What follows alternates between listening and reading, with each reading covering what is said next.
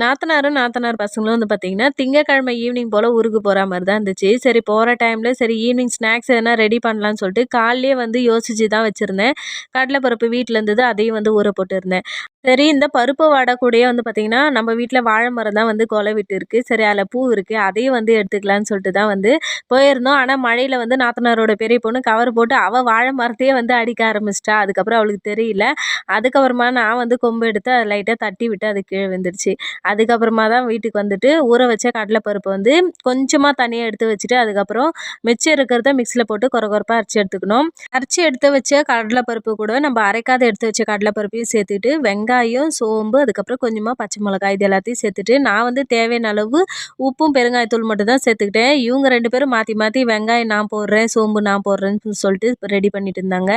இன்னொரு side main இன்கிரீடியன்ட்ஸே நம்ம மறந்துட்டோமே! வாழைப்பூ எடுத்துட்டு வந்தோம். அத கிளீன் பண்ணவே இல்லையே அப்படின்னு சொல்லிட்டு கடைசியில அதுக்கப்புறம் தான் ஞாபகம் வந்துச்சு.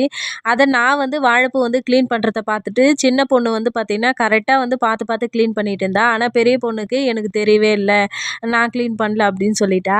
ஆனா மிக்ஸ் பண்றதெல்லாம் நான் தான் பண்ணுவேன் அப்படின்னு சொல்லிட்டு கடைசியில வந்து பார்த்தீங்கன்னா, வாழைப்பூவும் வந்து கிளீன் பண்ணிட்டு, சின்ன சின்னதா கட் பண்ணி அதில சேர்த்துட்டு அவ மிக்ஸ் பண்ணிட்டு இருந்தா. இன்னொரு சைடு மேடம் வந்து இன்னைக்கு வந்து ஆன்டி வந்து வடை ரெடி பண்றாங்கன்னு சொல்லிட்டு நான் எழுதி வச்சுட்டு வரேன்னு சொல்லிட்டு போனா. சைட்லயே நான் வந்து பார்த்தீங்கன்னா, எண்ணெய் சூடாயிடுச்சு. குட்டி குட்டின்னு தான் வந்து வடையும் வந்து போட்டு எடுத்துக்கிட்டேன்.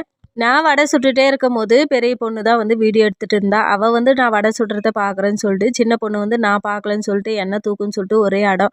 அதுக்கு வேற கிண்டல் பண்ணிட்டு வேற உட்காந்துட்டு இருந்தா. ஒரு ஒரு சைகையும், ஒரு ஒரு ஆக்ஷன் வேற நடுவுல நடுவுல வந்துட்டு இருந்தது. சூடா வடை சுடும்போதே ஒண்ணு ஒண்ணா எடுத்து சாப்பிட்டுட்டு இருந்தா, வாய் சுட போதுன்னு சொல்லிட்டே இருந்தேன். அதுக்குள்ளேயே வந்து நாக்கு வந்து எரியுது அப்படின்னு சொல்லிட்டு, போயிட்டு ஒரு 10 நிமிஷம் உட்காந்துட்டு, அதுக்கப்புறம் தான் திருப்பியும் வந்து சாப்பிட ஆரம்பிச்சா.